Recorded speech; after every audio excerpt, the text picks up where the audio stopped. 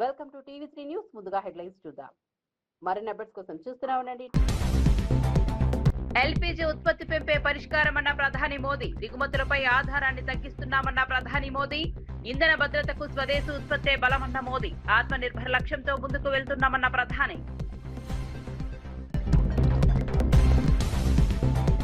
అమర్నాథ్ కు జగన్ మద్దతుపై మంత్రి సంధ్యారాణి విమర్శ. మహిళల గౌరవాన్ని కాపాడాలని సంధ్యారాణి సూచన. వైసీపీ తన వైఖరిని స్పష్టం చేయాలని మంత్రి డిమాండ్. మహిళలపై వ్యాఖ్యలను సమర్థించడం తగదన్న మంత్రి. యంగ్ ఇండియా పాఠశాల పనులను పరిశీలించిన ఉత్తమ్. జూలై నాటికి స్కూల్ పూర్తి చేస్తామన్న ఉత్తమ్ కుమార్. విద్యకు ప్రభుత్వం ప్రాధాన్యమిస్తోందన్న ఉత్తమ్. గ్రామీణ మౌలిక వస్తువుల అభివృద్ధిపై ఉత్తమ్ సమీక్ష.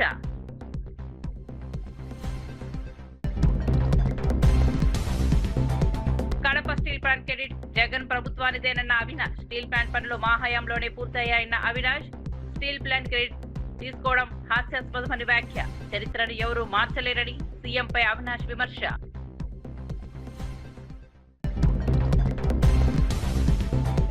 ఓవైసీ విద్యా సంస్థపై చర్యలు తీసుకోవాలన్న రాజాసింగ్. బఫర్ జోన్ నిర్మాణంపై నివేదిక ఇవ్వాలని డిమాండ్. అక్రమ నిర్మాణాలపై చర్యలు ఎందుకు లేవన్న రాజాసింగ్. పారదర్శక విచారణ జరపాలని ప్రభుత్వానికి డిమాండ్.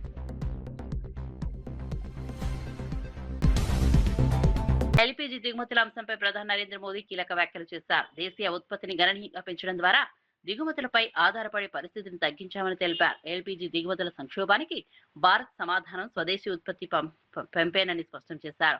ఇంధన రంగంలో ఆత్మనిర్భర్ లక్ష్యంతో ప్రభుత్వం పలు చర్యలు చేపడుతోందన్నారు.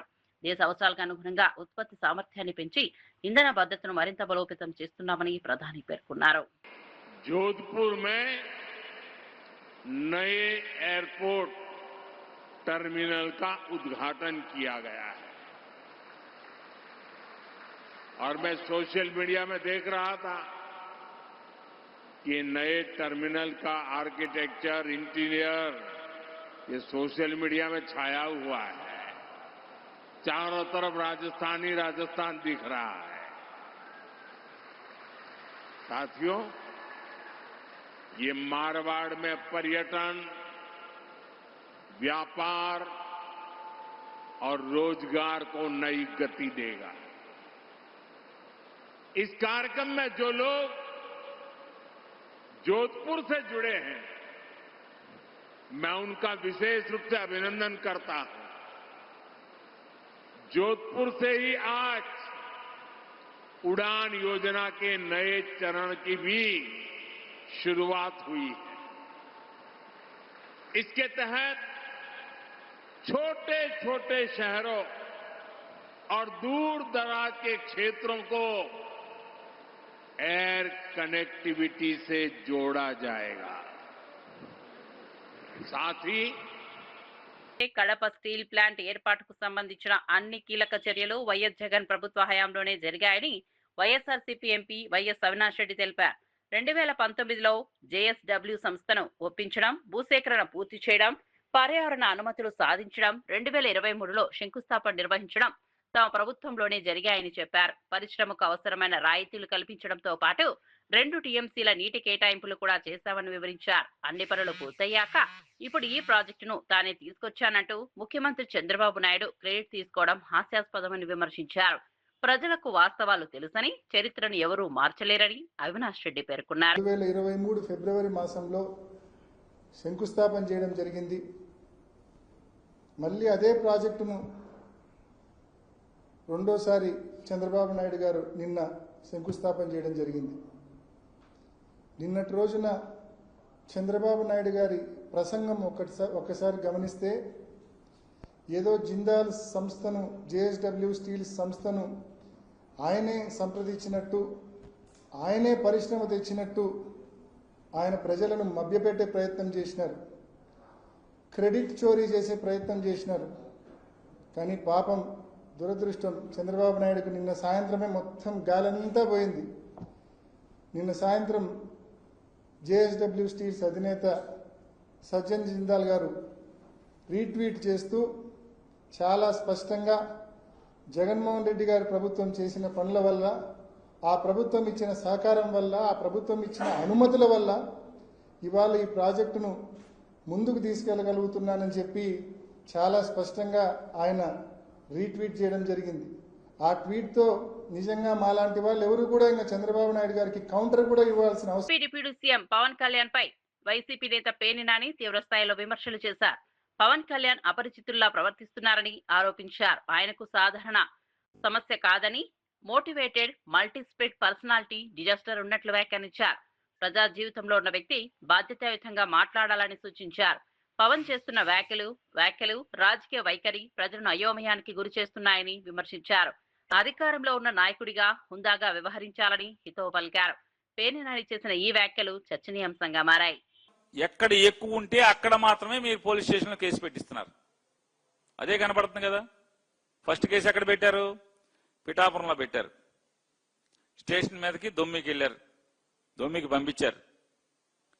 నెక్స్ట్ కేసు బెయిల్ రాగానే జడ్జి గారు తిడుతున్నారు, సిగ్గులేదరా బాబు మీకు, ఏం చేస్తాం సార్, చంద్రబాబు గారు వెళ్ళమన్నారు సార్, డీజీపీ గారు వెళ్ళమన్నారు సార్ అని వాళ్ళు ఎడుతున్నారు పోలీసులు. అక్కడి నుంచి కాకినాడ రూరల్ మొరమీడరా మాకు తేటం ఏంటి అని జడ్జి గారు తిడతాడు. వెంటనే బయట అరెస్ట్. బందరు ఎనుగుదురు పోలీసులండి, అక్కడి నుంచి ఎనుగుదురు తీసుకొస్తారు. ఎనుగుదురులో స్టేషన్ మీద దొమ్మి, స్టేషన్లో గోడ దూకి వెళ్తారు రౌడీ షీటర్లు. అది కొట్టాల్సింది కదా, ప్రశ్న రావని కొట్టాల్సింది కదా, ఎందుకు కొట్టలేదు అని అడుగుతున్నాను. బయట అరుగు మీద కూర్చున్నాడుగా, చెక్కబల్ల మీద రావణం, చిద్విలాసంగా నవ్వుతో కూర్చున్నాడు కదా. మరి అంత పోటుగాళ్ళు గోడ దూకెళ్ళిన రౌడీలు రావణ్ ఎందుకు కొట్టలేదు అంటున్నా. అంటే మీ డ్రామా అక్కడి వరకే. వైఎస్ఆర్ కాంగ్రెస్ పార్టీ నిజంగా సైబరాబాద్ పోలీస్ కమిషనరేట్ పరిధిలో సంచలనం సృష్టించిన 2 నెలల పసికందు కిడ్నాప్ కేసును పోలీసులు కేవలం 3 రోజుల్లోనే ఛేదించారు. లింగంపల్లి రైల్వే స్టేషన్ వద్ద నిలుస్తున్న తల్లి ఒడి నుంచి పాపనెత్తుకెళ్లిన అంతర్రాష్ట్ర బాలల అక్రమ రవాణా ముఠాను గుర్తించి అరెస్ట్ చేశారు. సాంకేతిక ఆధారాలు, ప్రత్యేక బృందాల సహాయంతో పోలీసులు వేగంగా దర్యాప్తు జరిపారు. పాపను క్షేమంగా రక్షించి తల్లిదండ్రులకు అప్పగించారు. నిందితులపై కఠిన చర్యలు తీసుకుంటామని అధికారులు తెలిపారు. ఈ కేసును వేగంగా ఛేదించిన పోలీస్ బృందాన్ని ఉన్నతాధికారులు అభినందించారు. చేపట్టి ఈ దురదృష్టకరమైన సంఘటన చందనగర్ పోలీస్ స్టేషన్లో జరిగిన తర్వాత దాదాపు 48 నుంచి 72 గంటల మధ్యలో మా పోలీస్ టీం వీళ్ళని ఛేదించి పట్టుకున్నది. దీంట్లో మొత్తం 5 మంది ఇన్వాల్వ్ అయి ఉన్నారు. ఒక పిల్లలు లేని తల్లి వెస్ట్ బెంగాల్లో ఉంది. రహమునా అలీ అనే మహిళ, వెస్ట్ బెంగాల్ కలకత్తాకు సంబంధించిన మహిళ. ఆవిడకి పిల్లలు లేరు కాబట్టి హైదరాబాద్లో తనకు తెలిసిన సహచరులు ఇద్దరు, సదికా మరియు నిమ్మి జహాన్ అనే ఇద్దరు మహిళలు, వారు ఇక్కడే హైదరాబాద్లో పనిచేస్తున్నారు ఒక బ్యూటీ పార్లర్లో. వారి సహాయం కోరింది. వారి సహాయం కోరిన తర్వాత దీంట్లో ఈ సదికా అనే అమ్మాయి, నిమ్మి జహాన్ అనే అమ్మాయి ఇద్దరు కూడా కలిసి వారికి తెలిసినటువంటి మొహమ్మద్ జుబేర్, ఒక బైక్ మెకానిక్గా పనిచేస్తున్నాడు. ఈ జుబేర్ సహాయంతో ఒక నెల రోజుల పాటు దాదాపు నగరం అంతా వెతికారు.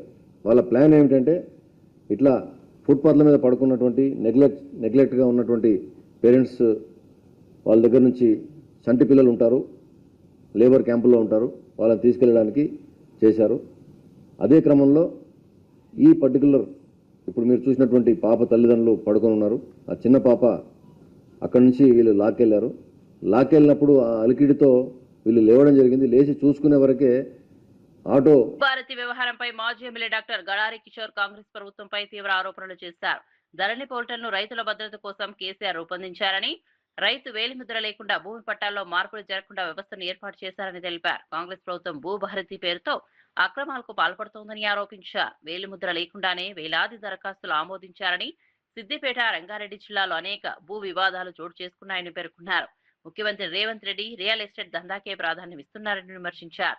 ఈ వ్యవహారంపై సమగ్ర విచారణ జరపాలని డిమాండ్ చేశారు. అధికారులు దొంగల, అసలు ప్రభుత్వానికి అధికారులకు సంబంధం లేకుండా ఇంకేదన్నా అతీత శక్తి వెనక ఉండి ప్రభుత్వాన్ని నడిపించేటువంటి కుట్రదారులు, కాపలదారులు, రకరకాల వ్యక్తులు ఉంటారు ఈ ప్రభుత్వానికి. కాబట్టి మరి వాళ్ళెవరన్నా అసలు ఏం జరిగింది అనే దాని మీద ప్రధానమైన చర్చ.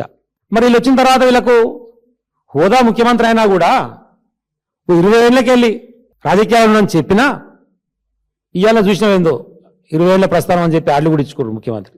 నువ్వు జడ్పీటీసీగా చేసినా, ఎమ్మెల్యేగా చేసినా, ఎమ్మెల్సీగా చేసినా, ఎంపీగా చేసినా, ఆడి వరకు చేసినటువంటి అన్ని పాత్రలు ప్రతిపక్షాలు చేసిండు. దాంతో ఏమైపోయిందంటే నాకు పరిపాలన మీద అవగాహన లేదు. ఏ ఒక్కనాడు రివ్యూలో కూర్చోలే. కనీసం అధికార పార్టీ ఎమ్మెల్యేగా నేను 10 ఏళ్ళు పనిచేస్తే మంత్రులు మా జగదీష్ రెడ్డి గారు, కేటీఆర్ గారు, హరీష్ రావు గారు, లేదంటే సీఎం గారు రివ్యూ చేసినా మేము కూర్చొని కొద్దిసేపు అలా వింటుంటిమి. దానివల్ల కనీసం అవగాహన వస్తుంది.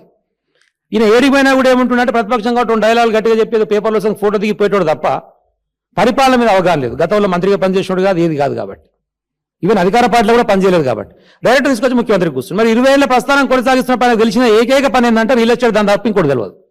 ప్రాబ్లం ఏంటంటే ముఖ్యమంత్రి సీట్లో కూర్చున్నాక కూడా ఇంకా రియల్ ఎస్టేట్ దందా చేస్తుంది తప్ప ఈ రాష్ట్రానికి ఏం కావాలి, ప్రజలకు ఏం కావాలి, రైతాంగానికి ఏం కావాలి. సరే కేసీఆర్ గారు ఒక 5 స్టెప్పులు చేసిపోయాడు. మరి దాన్ని ఇంకో స్టెప్ చేసి 6వ స్టెప్ 7వ స్టెప్ చేసి ఇంకా బాగు చేసేందుకు ఏం చేయాలనేటువంటి కనీస అవగాహన లేకుండా ఇష్టం వచ్చేది చేసి నేను ధరణి తీసేస్తా అని చెప్పి భూభారతి అని చెప్పి ఒక కొత్త పోర్టల్ తీసుకొని వచ్చి తెలంగాణ రాష్ట్రంలో చిత్తూరు జిల్లా పూతలపట్టు నియోజకవర్గంలో జనసేన పార్టీ కమిటీల ఏర్పాటు ప్రక్రియ ప్రారంభమైంది. సందర్భంగా జనసేన నాయకులు పూల ప్రభాకర్, నారా బాలలోకేష్ శ్రీ వరసిద్ధి వినాయక స్వామి దేవస్థానంలో ప్రత్యేక పూజలు నిర్వహించారు. అనంతరం మీడియాతో మాట్లాడుతూ చిత్తూరు పార్లమెంట్ పరిధిలో పార్టీ సభ్యులు వివిధ కమిటీల్లో పనిచేయాలనుకుంటే జిల్లా పార్టీ కార్యాలయంలో దరఖాస్తు చేసుకోవాలని పిలుపునిచ్చారు. పార్టీని గ్రామ స్థాయి నుంచి మరింత బలోపేతం చేయడమే లక్ష్యమని తెలిపారు. అర్హులైన ప్రతి కార్యకర్తకు అవకాశం కల్పిస్తున్నామని పేర్కొన్నారు. 23 విభాగాల్లో వాళ్లకు ఆసక్తి ఉన్న మేరకు వాళ్ళు దరఖాస్తులు అందజేస్తున్నారు. ప్రస్తుతానికి 1300 పైచీలకు దరఖాస్తుల్ని అందజేశారు. ఇక ఈ 2 రోజులు కూడా శనివారం ఆదివారం కూడా పొడిగించారు కాబట్టి ఈ మహా అవకాశాన్ని సద్వినియోగం చేసుకోవాల్సిందిగా ప్రతి ఒక్కరిని కోరి ప్రార్థిస్తున్నాం. అదేవిధంగా సనాతన ధర్మ పరిరక్షణలో భాగంగా కూడా సనాతన నారసింహ వారాహి గణాన్ని కూడా ప్రత్యేకంగా ఈ కమిటీలో చోటు కల్పించారు పవన్ కళ్యాణ్ గారు. ఈ సనాతన ధర్మాన్ని కూడా మనం పరిరక్షించాలి. తెలంగాణ మంత్రి ఉత్తమ్ కుమార్ రెడ్డి సూర్యాపేట జిల్లా గరడేపల్లి మండలం గడ్డిపల్లిలో నిర్మాణంలో ఉన్న యంగ్ ఇండియా ఇంటిగ్రేటెడ్ స్కూల్ పనులను పరిశీలించారు. వచ్చే ఏడాది జూలై నాటికి ప్రాజెక్టును పూర్తి చేసి సుమారు 2500 మంది విద్యార్థులకు నాణ్యమైన విద్య అందించేలా చర్యలు తీసుకుంటున్నామని తెలిపారు. నిర్మాణ పనుల పురోగతిని అధికారులతో సమీక్షించి అవసరమైన సూచనలు చేశారు. అనంతరం 5 గ్రామ పంచాయతీల పరిధిలో చేపట్టిన బీటీ రోడ్ల నిర్మాణ పనులను ప్రారంభోత్సవం చేశారు. విద్యుత్తో పాటు గ్రామీణ మౌలిక సదుపాయాల అభివృద్ధికి ప్రభుత్వం ప్రాధాన్యత ఇస్తోందని స్పష్టం చేశారు. కొన్ని వేల మంది మన ప్రాంతంలో గ్రామీణ విద్యార్థులకి ఒక ప్రపంచ స్థాయి global standard English education, complete boarding school హాస్టల్తో, మంచి వసతులతో ఒక ఇంటర్నేషనల్ స్టాండర్డ్ ప్రపంచ స్థాయి ఎడ్యుకేషన్ ఇక్కడ ఇవ్వబోతున్నాం. మరి ఈరోజు ఈ పనుల పర్యవేక్షణ చేయడానికి, వేగవంతం చేయడానికి ఇంజనీర్లతో అదేవిధంగా మరి ఆ కాంట్రాక్టర్తో చర్చించడం జరిగింది. వాళ్ళు వచ్చే జూలైలో పూర్తి చేస్తూ ఉంటారు. మేము వాళ్ళని వచ్చే మే జూన్లో పూర్తి చేయమని రిక్వెస్ట్ చేస్తున్నాం. తెలంగాణ ఉన్నత విద్యా మండలి చైర్మన్ బాలకృష్ణారెడ్డి ఫీజు రీయింబర్స్మెంట్ బకాయిల అంశంపై స్పందించారు. పెండింగ్ నిధుల విడుదల కోసం ప్రభుత్వం దృష్టికి పలుమార్లు తీసుకెళ్లామని తెలిపారు. బకాయిల గురించి విద్యార్థులు ఆందోళన చెందాల్సిన అవసరం లేదని, ఫీజు రీయింబర్స్మెంట్ చెల్లింపులు ఆలస్యమైన కారణంగా విద్యార్థుల సర్టిఫికెట్లు నిలిపివేయొద్దని కళాశాలలకు ఇప్పటికే ఆదేశాలు జారీ చేశామని చెప్పారు. మరోవైపు తెలంగాణ స్టూడెంట్ జేఏసీ ఆధ్వర్యంలో జరిగిన నిరసనలో పాల్గొన్న మాజీ మంత్రి శ్రీనివాస్ గౌడ్ ప్రభుత్వం వెంటనే బకాయిలు విడుదల చేయాలని డిమాండ్ చేశారు. లేని పక్షంలో విద్యార్థి సంఘాలు, రాజకీయ పార్టీలు కలిసి రాష్ట్ర వ్యాప్తంగా ఉద్యమం చేపడతామని హెచ్చరించారు. రీయింబర్స్మెంట్ విషయం నేను గవర్నమెంట్ కూడా మేము టైం టు టైం పంపించడం మేము జరుగుతుంది. అయితే ఒకటేంటంటే ఈ యొక్క పిల్లల సర్టిఫికెట్స్ ఆపుతున్నారని మా దగ్గర వచ్చిన కంప్లైంట్స్ అన్నీ మేము రిసీవ్ చేసుకొని మేము రోజు ఒక 10-20 లెటర్స్ చేస్తున్నాము. వీలైనంత వరకు నా పరిధిలో ఉన్నాయి, నేను కంపల్సరీ చేస్తున్నా. మిగతావి కూడా గవర్నమెంట్ మేము పదే చేస్తున్నాం. వస్తుంది, కొంత రిలీజ్ అవుతుంది, ప్రాసెస్లో ఉంది. ఆపొద్దనే చెప్పినాము. మేము ఇంతకుముందు ఇన్స్ట్రక్షన్స్ ఇచ్చినాము.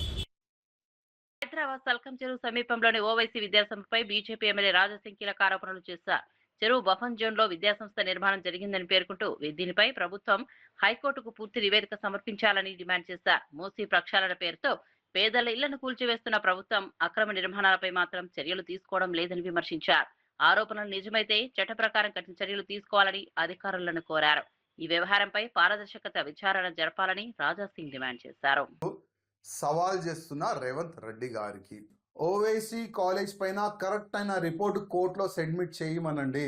ఓవైసీ కాలేజ్ టోటల్ గా బఫర్ జోన్ లో కట్టిన కాలేజ్, ఎఫ్టిఎల్ ల్యాండ్ లో కట్టిన కాలేజ్, సర్కం చెరువులో కట్టిన కాలేజ్ అని ఆ రిపోర్ట్ సబ్మిట్ చేసి ఆ కాలేజీని డిమాలిష్ చేయమని మీరు మీ గవర్నమెంట్కి ఆదేశం ఇవ్వండి. ఆ విధంగానే డాక్యుమెంటేషన్ కోర్టులో సబ్మిట్ చేయడానికి మీరు ఆదేశం ఇవ్వాలని మేము కూడా కోరుతున్నాం. గుడివాడ అమర్నాథ్ను వైఎస్ జగన్ సమర్థించడం మహిళా లోకాన్ని అవమానించడమేనని మంత్రి గుమ్మడి సంధ్యారాణి విమర్శించారు. అమరావతిలోని ఎన్టీఆర్ భవన్ లో నిర్వహించిన మీడియా సమావేశంలో మాట్లాడారు. మహిళల గౌరవానికి భంగం కలిగించే వ్యాఖ్యలు చేసిన వారిని సమర్థించడం సమంజసం కాదన్నారు. ప్రజా జీవితంలో ఉన్న నాయకులు మహిళల పట్ల గౌరవంతో వ్యవహరించాలని సూచించారు. మహిళల ఆత్మ గౌరవాన్ని కాపాడే బాధ్యత ప్రతి రాజకీయ నాయకుడిపై ఉందన్నారు. కడుపు మండుతుంటది అనమాట.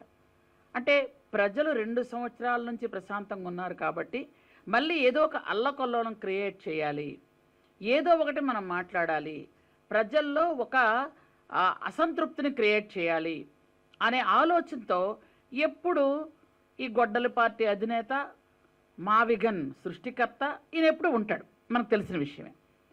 అయితే ఈ మధ్య కాలంలో ఆయన్ని ఎంత ఆదర్శంగా తీసుకుంటున్నారు అంటే ఆ పార్టీ లీడర్లు, ఒక ఆయనేమో మహిళల మేకప్ గురించి మాట్లాడితే ఇంకొక ఆయనేమో మహిళల పెళ్ళిళ్ళ గురించి మాట్లాడతాడు. అంటే ఇప్పుడు నేను పేర్లు ఎందుకు చెప్పలేదు అని అంటే, ఎందుకులే వాళ్ళ పేర్లు కూడా నాకు ఉచ్చరించడం ఇష్టం లేక చెప్పట్లేదు, కానీ చెప్పాల్సిన అవసరం ఉంది. ఎందుకనంటే ఎవరైతే మహిళల మేకప్ గురించి మాట్లాడుతున్నాడో ఆయన ఇంతకు పూర్వం ఏంటి, ఒక మంత్రి, బాధ్యతాయుతమైన మంత్రి అయ్యి ఎన్ని పరిశ్రమలు తీసుకొచ్చారు ఆంధ్రప్రదేశ్కి అంటే లెక్కలేదు, లెక్క చూపించలేడు, లెక్క చెప్పలేరు. అలాంటి పరిస్థితి. ఆయనేమో గౌరవ హోంమంత్రి, పైగా ఒక దళిత మహిళ మీద మేకప్ గురించి మాట్లాడతాడు. నేను ఒక్క విషయం అడుగుతాను. ఇప్పుడు మాజీ మంత్రి అమర్నాథ్ గారు, మీ ఇంట్లో ఆడవాళ్ళు లేరా? వాళ్ళు మేకప్ చేసుకోవట్లేదా? గుండెల మీద చేసుకొని చెప్పండి, ఆంధ్రప్రదేశ్లో ఏ మహిళ అయినా ఒక పౌడరు, కాటిక, బొట్టు పెట్టుకోకుండా బయటకు వచ్చిన మహిళ ఎక్కడైనా ఉన్నారా? ఆంధ్రప్రదేశ్లో ఉన్న అందరు మహిళలు. ఎందుకనంటే వాళ్ళ ఇష్టం బట్టి వాళ్ళ వివిధ రకాలుగా తయారవుతారు. అయితే మీరు మనుషులు తయారవడాన్ని కామెంట్ చేస్తారు, మనుషులు చీరకట్టు కామెంట్ చేస్తారు, మనుషులు కలర్లే కామెంట్ చేస్తారు, వాళ్ళ బాడీ షేమింగ్ కామెంట్ చేస్తారు. అంటే మీకు సభ్యత, సంస్కారం ఉన్నట్ట లేనట్ట? మీకు మాజీ మంత్రి కదా, మీరు చదువుకున్న వాళ్ళు కదా, విజ్ఞత ఉన్నవాళ్ళు కదా, ఒక సిటీలో పెరుగుతున్నారు కదా, మీరు అలా మాట్లాడొచ్చా? అది సభ్యత? అది సంస్కారమా? అంటే మీ బాస్ని మీరు అనుకరిస్తున్నారా? ఎందుకనంటే మీ గొడ్ల పార్టీ అధినేత ఎప్పుడు కూడా వాళ్ళ చెల్లి చీర గురించి మాట్లాడాడు. ఆయన ఎంత దారుణం అంటే వాళ్ళ చెల్లి చీర గురించి, వాళ్ళ చెల్లి తాలూకా వ్యక్తిత్వాన్ని హననం చేస్తూ, ఆమె క్యారెక్టర్ని అసాసినేట్ చేస్తూ వాళ్ళ పత్రికలో బూతులు రాయించాడు ఆయన. అసలు ఆ మాటే మాట్లాడకూడదు, చాలా తప్పు. షర్మిల గారు ఏమీ అనుకోకండి, చెప్పాల్సిన పరిస్థితి వచ్చింది కాబట్టి చెప్తున్నాను. ఆమె రాజశేఖర్ రెడ్డికి పుట్టలేదు అని నీ పత్రికలో రాయించుకున్న ఆ బాస్ అండర్లో మీరు ఈ విధంగా పనిచేస్తారా? అంటే అది అంటే ఆ తల్లిని ఎంత అవమానించినట్టు విజయమ్మ గారిని. అంటే అంటే మనమైతే ఒక విషయం గమనించుకోవచ్చు. ఎందుకనంటే తల్లిని చెల్లిని గౌరవించిన వాడు, తల్లిని చెల్లిని మెడబట్టి బయటికి గెంటినవాడు మిగిలిన వాళ్ళని గౌరవిస్తారని మనం ఎప్పుడు కూడా ఆశపడకూడదు. కానీ వీళ్ళకేమిటా అంటే 2 సంవత్సరాలుగా ప్రజలు చక్కగా బ్రతుకుతున్నారు. ప్రజల్లో ఒక అల్లకల్లోలం తేవాలి, మహిళల్లో ఒక అల్లకల్లోలం తేవాలనే ఆలోచనతో ముందుకెళ్తున్నారు వీళ్ళు. అంటే మీరు అసలు అమర్నాథ్ గారు మాట్లాడిన వెంటనే బయటకు వచ్చిన తర్వాత క్షమాపణ చెప్పాలి మహిళా లోకానికి.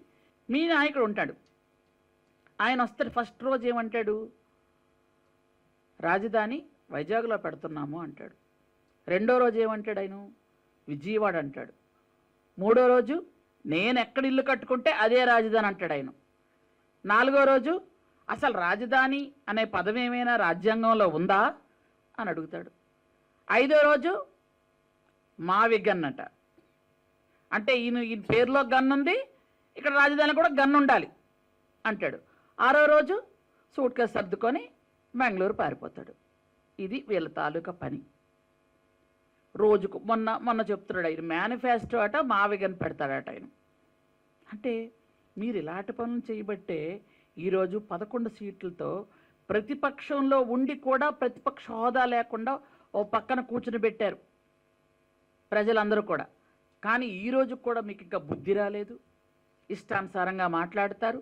మొన్న ఈ సోదరులందరూ చూశారు, మావి గన్కే మనం ఇది పెడుతున్నాం, అది పట్టుకొని మేము మేనిఫెస్టో పట్టి ఎలక్షన్కి వెళ్తామన్నారు. తర్వాత రోజు మళ్ళీ విలేకరులు అడిగినప్పుడు విజయవాడ రాజధాని అంటున్నాడు ఆయన. అంటే రోజుకొక మాట పూటకొక మాట మాట్లాడిన వాళ్ళు ఏమంటారో నాకైతే తెలియదు. మా ఏరియాలో అయితే పిచ్చోళ్ళనే అంటారు. మరి మీరు ఇక్కడ ఏమంటారో నాకు తెలియదండి. అంటే ఎంత దారుణంగా మనుషులు వాళ్ళ మనస్తత్వాలు ఉన్నాయనడానికి ఇది ఉదాహరణ. సిద్దిపేట జిల్లా కొండపాకలోని Shri Sathya Sai Sanjeevani child heart care and research centre లో మాజీ మంత్రి హరీష్ రావు, సీనియర్ నటుడు విజయ్ దేవరకొండ కలిసి సందర్శించారు. ఆసుపత్రిలో చికిత్స పొందుతున్న చిన్నారులను పరామర్శించి వారి ఆరోగ్య పరిస్థితిని అడిగి తెలుసుకున్నారు.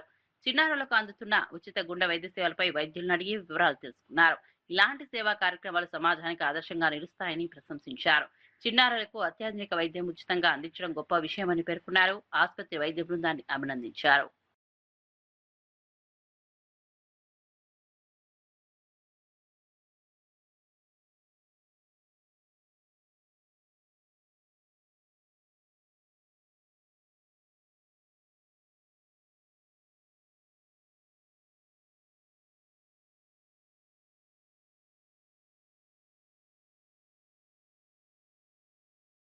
అక్రమంగా స్టెరాయిడ్ ఇంజెక్షన్లు, బాడీ బిల్డింగ్ సప్లిమెంట్లు విక్రయిస్తున్న ముఠాను డ్రగ్స్ ఫోర్స్, ముషీరాబాద్ పోలీసులు సంయుక్తంగా అరెస్ట్ చేశారు. మొత్తం 6 నిందితులని అదుపులోకి తీసుకుని సుమారు 6.50 లక్షల విలువైన స్టెరాయిడ్ ఇంజెక్షన్లు, సప్లిమెంట్లు, 2 సెల్ ఫోన్లు స్వాధీనం చేసుకున్నారు. వైద్యుల ప్రిస్క్రిప్షన్ లేకుండా ఆన్లైన్ ద్వారా మందులు కొనుగోలు చేసి జిమ్ కు వచ్చే యువతకు విక్రయిస్తున్నట్లు పోలీసులు గుర్తించారు. ఈ కేసులో మరో 2 నిందితులు పరారీలో ఉండగా వారి కోసం గాలింపు కొనసాగుతోంది. కేసు నమోదు చేసి దర్యాప్తు చేపట్టినట్లు పోలీసులు వెల్లడించారు. మన Hyderabad city police task force police దగ్గరికి ఈ జిమ్ రిలేటెడ్ చాలా కంప్లైంట్స్ వచ్చాయి. ఎస్పెషల్లీ కొంతమంది యూత్ పిల్లలు ఈ స్టెరాయిడ్ ఇంజెక్షన్స్, టర్మైన్ ఇంజెక్షన్స్ మరియు body supplements without any prescription use చేస్తున్నారు. సో ఈ ఇన్ఫర్మేషన్ పైన మన సిపి సార్ ఆధ్వర్యంలో ఆదేశం ప్రకారం మన Hyderabad city police Secunderabad task force team ఒక స్పెషల్ ఆపరేషన్ ఇక్కడ చేశారు. ఈ స్పెషల్ ఆపరేషన్లో మేము 6 మెంబర్కి అప్రిహెండ్ చేశాము. దీంట్లో 2 మెయిన్ సెల్లర్ ఉన్నారు, 4 సబ్ సెల్లర్ ఉన్నారు. ఈ అక్యూజ్ పేరు బట్టే శివ, అతను ముషీరాబాద్ నుంచి లోకల్ ఉన్నారు. తర్వాత మొహమ్మద్ ఫర్ఖుద్దీన్ ఫైజల్, వాడు కూడా ముషీరాబాద్ నుంచి ఉన్నారు. ఇద్దరు కూడా మెయిన్ సెల్లర్ ఉన్నారు. తర్వాత మొహమ్మద్ సేఫ్, ఫర్జాన్ ఖాన్, మొహమ్మద్ యూసుఫ్ అండ్ అభిలాష్, ఇది 4 కూడా ఇక్కడ లోకల్ ముషీరాబాద్ నుంచి ఉన్నారు. వాడు అందరూ సబ్ సెల్లర్గా ఇక్కడ పని చేస్తున్నారు. ఈ అక్యూజ్ నుంచి మేము 440 టర్మైన్ ఇంజెక్షన్స్, తర్వాత 336 మెపెన్ టర్మైన్ ఇంజెక్షన్స్, 1 గ్రీన్ స్పీడ్ ఇంజెక్షన్స్, తర్వాత టెస్టోస్టెరాన్ 50 ఇంజెక్షన్స్ అండ్ మిగతా 336 టాబ్లెట్స్. యాదగిరిగుట్ట దేవస్థానం ట్రస్ట్ బోర్డు ఏర్పాటుపై BC JAC chairman జార్జుల Srinivas Goud Congress ప్రభుత్వంపై తీవ్ర విమర్శలు చేశారు. తెలంగాణలో రాహుల్ గాంధీ చెప్పిన సామాజిక న్యాయ హామీలకు ప్రస్తుతం జరుగుతున్న నియామకాలకు ఎలాంటి పొంతన లేదన్నారు. కులగణన పూర్తయిన తర్వాత ఎవరి వాటా వారికి దక్కాలని రాహుల్ గాంధీ ప్రకటించినప్పటికీ ఆ మాటలు అమలులో కనిపించడం లేదన్నారు. యాదగిరిగుట్ట ట్రస్ట్ బోర్డుతో చైర్మన్ తో పాటు అధిక శాతం పదవులను అగ్ర కులాలకు ఇవ్వడం సమంజసం కాదని ప్రశ్నించారు.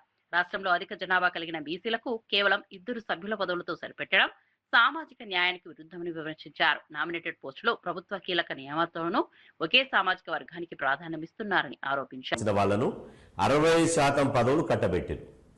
అదే 90% ఉన్నటువంటి బీసీ, ఎస్సీ, ఎస్టీలకు, మైనార్టీలకు కేవలం 40% పదవులు కట్టబెట్టారు. అందులో ఇలా బీసీలకు జనాభా దామాష ప్రకారం చూసుకుంటే 60% పదవులు బీసీలకు రావాలి.